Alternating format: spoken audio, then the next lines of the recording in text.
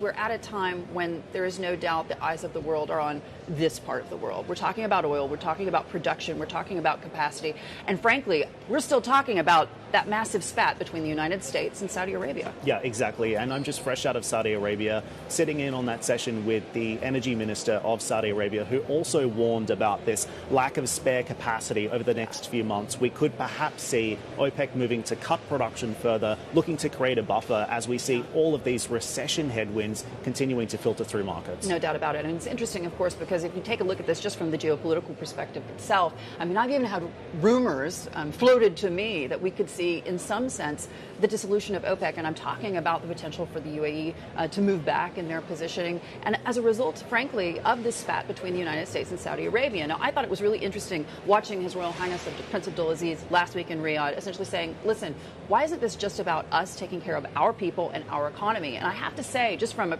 purely political standpoint, the man has a point. And when you have U.S. president and others in the West essentially saying that Saudi Arabia and other OPEC members should be sacrificing their own economic gains for what many of them frankly see as a disastrous Western policy with regards to Russia, you've got to take a step back there and say, this guy has a point. Yeah, look, what was suggested coming out of that most recent event that he was speaking at was that perhaps we could see a more Saudi-first ideology starting to emerge. That is going to mean significant interaction with the Americans moving forward. We could see further rifts emerging. I think it's also interesting. You're going to be speaking with Amos Hochstein later on today. I think the first question I would ask him is, where were you in Saudi Arabia last week? Why was there no U.S. officials on the ground I'm not asking, at FII? I am not asking where Amos was. I am asking where the U.S. Secretary of Energy is. Explain to me why she has not been out here over the last couple of years, solidifying these relationships, working on these relationships, working on the dialogue. I'm still clueless as to that, and I definitely will be asking him about where Jennifer Granholm is on all of this, because no doubt about it, she's expected in Sharm el-Sheikh at COP27. Why in the world would you not make that extra step to be working with the folks out here, the oil producers, the people that you're asking to produce more?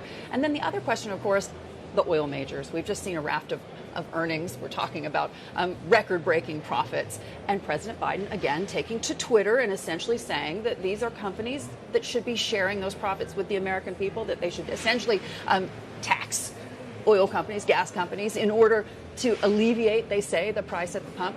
Now, I don't know about you, Dan, but the last time I checked, America was still a democracy which believes in capitalism, and companies are allowed to make money, right? Look, here's the problem, though. I looked this up for you. The U.S. national average gasoline price right now is $3.76. In California, so big blue states, it's much higher right now. $5.57 is the average in California. In Texas, $3.18. So Biden has a big problem when it comes to oil prices. He's trying to get the Saudis to help coming into the midterms. Absolutely. They're not willing to play ball. But however, you also have to remember that President Biden is the one who cancelled the Keystone Pipeline. So also, at what point did this come back on your own policies? Blame Saudis and Russia, and then went running to the Strategic Petroleum Reserve for help. You got it. I mean, one of the big questions, of course, going forward is how much longer they're going to continue to play that game. Every time there's something they don't like, we go to the SPR.